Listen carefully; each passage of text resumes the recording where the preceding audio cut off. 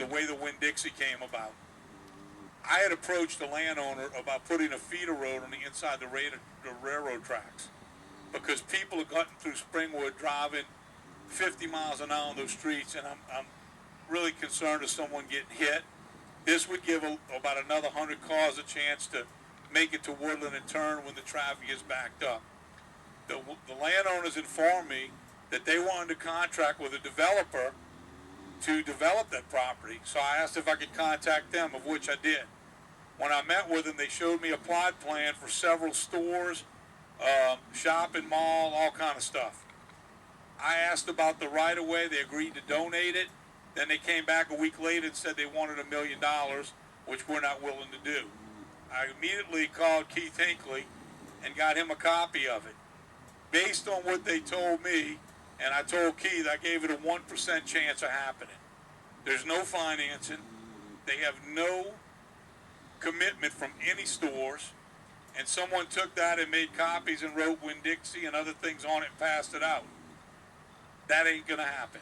Secondly, before something would ever go in that corner, our engineering department would have to sign off on it would not cause any damage for drainage to any other area. One of the things we will make sure is in the master plan, any new subdivision will have to retain its own rainwater with a lake and a walking track before they dump into the drainage system.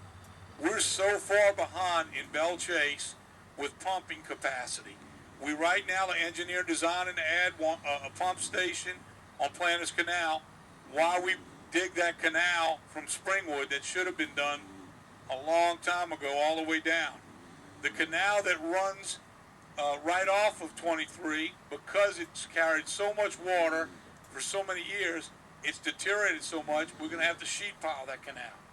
We're going to be adding a new pump on Barrier Road. We're going to take all of the temporary pumps. Most parishes lease them. We leased them with $1 buyout, so we own them all, 17 of them. We're going to add 2 to the Barrier Basin to allow that pumping capacity. On the other side of the bridge, there's an old tractor backed in a ditch that pumps that water out for the last 15 years. We're replacing that with 2 of those temporary pumps that we got courtesy of FEMA. All of that is moving forward. It can't happen quick enough. Along with the large retention pond that we have drawn on the wall back here. But we are in a critical state. We have been very lucky. We put a thing in place 3 years ago that allowed our pump operators, and Angelo and the pump operators have done a phenomenal job. When we see bad weather come, and 911 operators watch it 24/7. They call drainage, they get out in those stations 2 or 3 in the morning, they pump down to a safe as far as they can go before any rain comes, to make sure we got the best capacity we can to keep every neighborhood from flooding.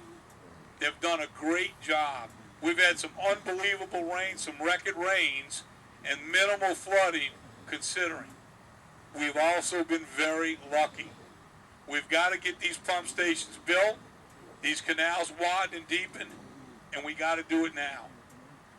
And I do not believe it's going to take a year and a half to do this. I do not believe in the areas where this drainage improvement needs to be done, we need to see any new development.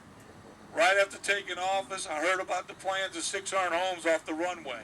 We went to Washington, got the Defense Department involved, and the Land Trust purchased that land where we will now have retention ponds, because 600 homes there would have killed Belle Chasse as far as drainage. It also could have caused the base to shut down because it's in the flyway. So to the calls I get that I'm supporting this project, absolutely not true. There is no Winn-Dixie going there, and you will be the first to know if they even come to try to apply for a permit for anything that would affect your neighborhood. You have my word on that.